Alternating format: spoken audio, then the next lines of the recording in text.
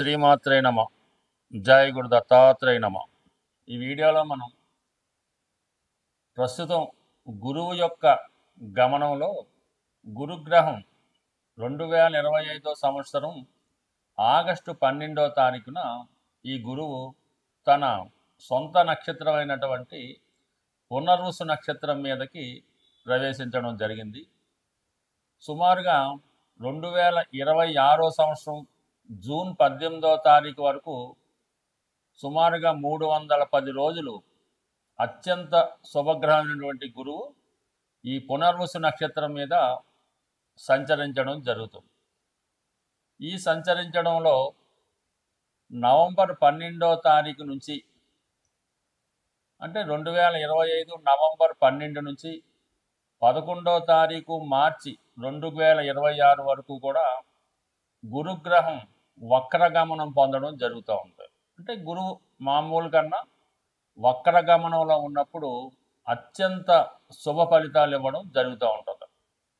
So మళ్ళా మనకి ఇదే గురువు అక్టోబరు 18వ తారీఖు నుంచి డిసెంబర్ 5వ తారీఖు వరకు అంటే ఇంతంతా 2025 సంవత్సరం అక్టోబర్ 18 నుంచి డిసెంబర్ 5 వరకు కూడా గురువు కర్కాటక రాశిలో సంచరించడం జరుగుతూ ఉంటుంది. అంటే అక్టోబర్ 18న కర్కాటకంలో ప్రవేశించిన గురువు నవంబర్ 12వ తారీఖున వక్రగమనం పొంది తిరిగి మళ్ళా మిథున రాశిలోకి ప్రవేశించడం జరుగుతుంది. సుమారుగా ఒక 50 రోజుల పాటు ఈ గురువు కర్కాటక రాశిలో తన ఉచ్చక్షేత్రంలో అత్యంత బలవంతుడై సంచరించడం జరుగుతూ ఉంటుంది. అంటే మొత్తం మీద పునర్వసు నక్షత్రంలోనే ఇదంతా జరుగుతుంది. పునర్వసు నక్షత్రం 3 పాదాలు మిథున రాశి యందు, ఒక పాదం కర్కాటక రాశి యందు సంచరించడం జరుగుతూ ఉంటుంది. ఈ కారణం వల్ల ఏంటంటే గురువు ఈ సమయంలో మీకు కర్కాటకంలో గురువు ఉచ్చ పొందడం జరుగుతూ ఉంటుంది. ఏదైనా ఒక గ్రహం ఉచ్చక్షేత్రానికి వెళ్తున్నప్పుడు అత్యంత బలం పుంజుకొని తన యొక్క శుభ ఫలితాల్ని వివిధ రాశుల వారికి, గురుదశ జరుగుతున్న వాళ్ళకి, గురువు యొక్క అంతర్దశ జరుగుతున్న వాళ్ళకి అనుకూలంగా ఇవ్వడం జరుగుతూ ఉంటుంది. సో అయితే ఇప్పుడు ఈ గురుగ్రహ ప్రభావం ఏ రాశి వారి మీద ఏ విధంగా ఉంటుందో తెలుసుకునే ముందుగా ఇక్కడ చిన్న మళ్ళీ లాజిక్ ఒకటి ఉందన్నమాట. ఈ ప్రస్తుతం ఈ రాహుగ్రహం గురువు యొక్క నక్షత్రం అయినటువంటి పూర్వభాద్ర నక్షత్రంలో సంచరించడం జరుగుతుంది. ఇంచుమించుగా ప్రస్తుతం పూర్వభాద్ర నక్షత్రం మీద ఉంటూ నవంబర్ 23వ తారీఖు వరకు అంటే నవంబర్ 23, 2025 సంవత్సరం వరకు ఈ గురువు యొక్క మరొక నక్షత్రం పూర్వభాద్ర నక్షత్రం మీద సంచరించడం వల్ల ఆటోమేటిక్గా గురువు ఈ రాహు యొక్క ప్రభావానికి లోనవడం జరుగుతూ ఉంటుంది. సో రెండు కూడా ఈ విధంగా ఒక కోణ దృష్టి ఈ గురువు మరి రాహు మళ్ళీ ఏర్పడడం వల్ల గురువు రాహు యొక్క ప్రభావానికి లోనవడం వలన కొన్ని ఫలితాలు జాతకుడికి అనుకూలంగా ఇవ్వడం జరగదు. అయితే 1-2 సార్లు ప్రయత్నం చేయడం వల్ల జరుగుతూ ఉంటుంది. కొన్ని కార్యక్రమాల్లో అంటే రాహుకి అనుకూలంగా ఉన్నటువంటి కార్యక్రమాల్లో గురువు మనకి అనుకూల ఫలితాలు ఇవ్వడం జరుగుతూ ఉంటుంది. ఏదైనా గురువు ఒక భావంలో ఉన్న ఒక స్థానంలో ఉన్న ఆ భావాన్ని ఎక్స్పాండ్ చేయడం జరుగుతూ ఉంటుంది. ఆ భావాన్ని బాగా పెంచుతూ ఉంటాడు అనమాట. ధన స్థానంలో ఉంటే బాగా ధనవంతుడు చేస్తాడు, సంతాన స్థానంలో ఉంటే ఎక్కువ సంతానాన్ని ఇస్తూ ఉంటాడు. సేమ్ రాహు కూడా అదే పద్ధతి. రాహు కూడా ఏ భావంలో ఉన్నా ఆ భావాన్ని తన యొక్క పద్ధతిలో అంటే తనదైన మార్పు సృష్టించే విధంగా పెంచుతూ ఉంటాడు. ఏదైనా ఒక అనెతికల్ ఉందనుకోండి, ఏదైనా ఒక అనెతికల్ అంటే మామూలుగా ఏదంటే ఒక చెడ్డ అలవాట్లు ఉంటే దాన్ని బాగా పెంచుతూ ఉంటాడు. ఒక వ్యభిచారం అవ్వచ్చు, ఒక స్మగ్లింగ్ అవ్వచ్చు, ఇవన్నీ కూడా రాహు యొక్క లక్షణాలు. రాహు ఏదైనా ఒక విషయాన్ని విపరీతంగా పెంచి మళ్ళీ సడన్గా దానివల్ల డౌన్ఫాల్ ఇస్తూ ఉంటాడు. సో ఇప్పుడు ఈ రాహు మనకి నవంబర్ 12 వరకు, రాహు నవంబర్ 23 వరకు మనకి ఈ పూర్వభాద్ర నక్షత్రంలో సంచరించడం వల్ల గురువు అప్పటి వరకు కొన్ని మిశ్రమ ఫలితాలు ఇస్తూ దాని తర్వాత నుంచి నవంబర్ 23 నుంచి ఇంచుమించుగా మనకి జూన్ 2018 వరకు జాతకుడికి శుభ ఫలితాలు ఇవ్వడం జరుగుతూ ఉంటుంది.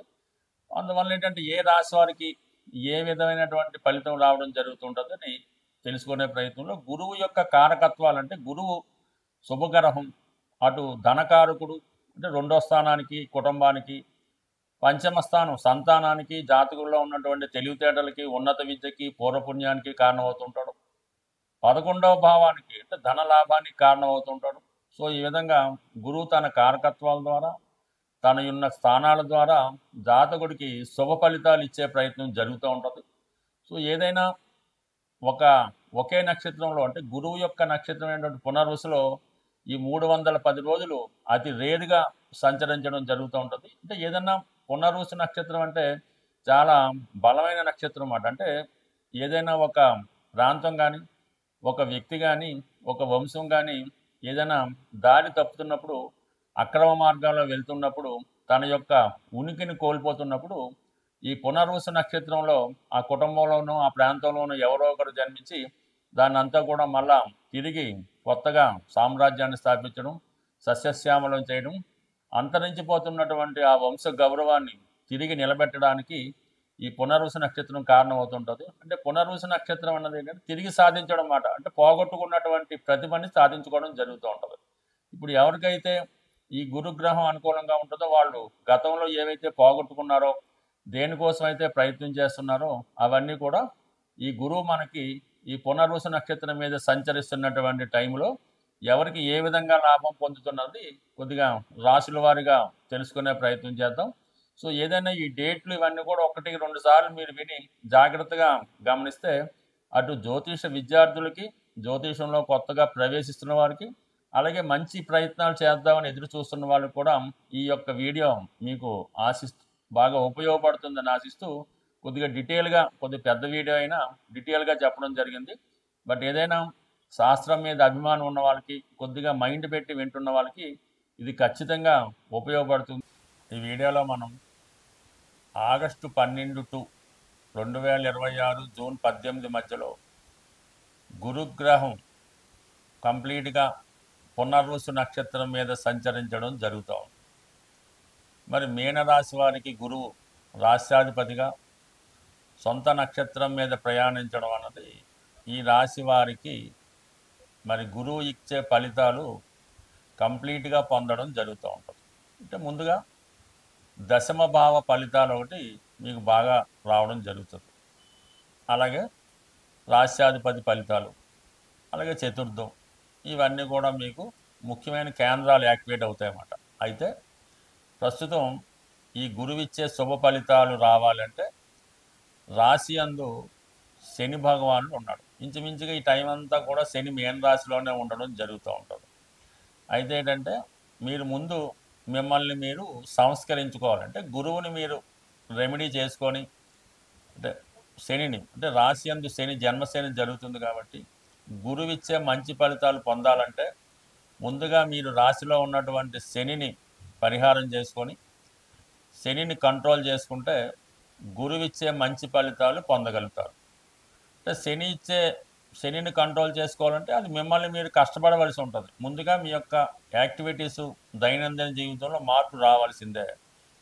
కంప్లీట్గా 5 గంటలకు లెగడం, వాకింగ్ చేయడం, దాని తర్వాత ఆ రోజులో ఎప్పుడు పని అప్పుడు పూర్తి చేసుకోవాల్సి ఉంటుంది. విద్యార్థులు కానీ, పెద్దవారు కానీ, వృద్ధులు కానీ ఏ కార్యక్రమం అప్పుడు పూర్తి చేసుకోవడం, కంప్లీట్గా దేహాన్ని కష్టపెట్టే ప్రయత్నం చేయాలి.